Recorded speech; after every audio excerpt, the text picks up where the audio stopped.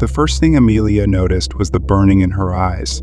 They felt as though sandpaper had been rubbed across her lids, each blink a searing agony.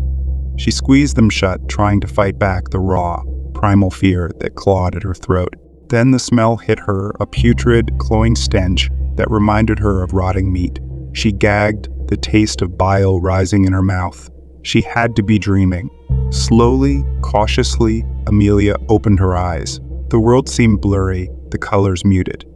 The room, formerly a trendy, Art Deco haven of plush velvet and soft lighting, now seemed drab and lifeless. She reached up to touch her face, expecting to find the usual softness of her skin. Instead, her fingers encountered a rough, uneven surface, something like cracked, dried clay. Panic seized her. She sat up, the bed groaning under her weight. She fumbled for her phone, the screen displaying a jarringly distorted image of her own face. Her once delicate features were now grotesquely contorted. Her eyes were sunken and bloodshot, her nose a bulbous, misshapen mass. The skin around her mouth was stretched thin, revealing rotten teeth. A deep, jagged scar ran across her cheek, a testament to a nightmare she couldn't even begin to comprehend. Her mind raced, desperately searching for an explanation. The last thing she remembered was the club, the pulsing music, the glint of a man's silver eyes in the dim light. He'd introduced himself as Jasper, a name that felt oddly familiar, like a forgotten dream, a one-night stand. That's all it was supposed to be. But where was Jasper now? The room was empty, the bed sheets disturbed, but no trace of the man. A chill ran down her spine, and she felt a sudden, inexplicable fear. Days blurred into weeks. Amelia hid away, her once vibrant personality now a shadow of its former self. She was haunted by the memory of Jasper's eyes, a chilling blend of charm and cruelty. The nightmares came every night, vivid and terrifying, filled with the man's grotesque face, his predatory smile. One night, as she lay in bed, her body ached with exhaustion and despair. She felt a cold presence invade her room. The air grew thick with an oily stench, the scent of decay and sulfur.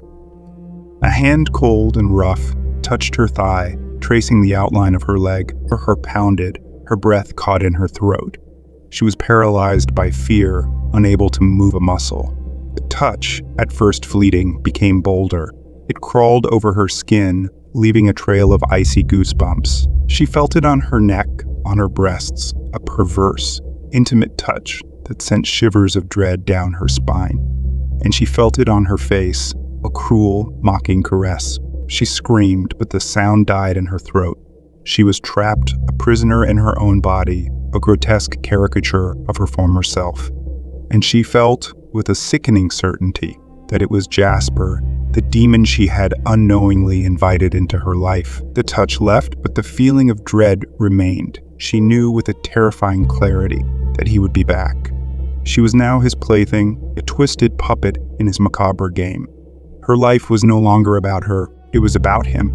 Amelia lay in bed, her body trembling, tears streaming down her face. She wanted to scream, to lash out, to tear the demon from her life.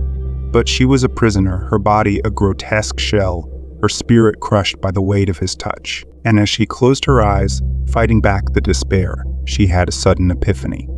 He wasn't gone, he was inside her, a part of her, forever.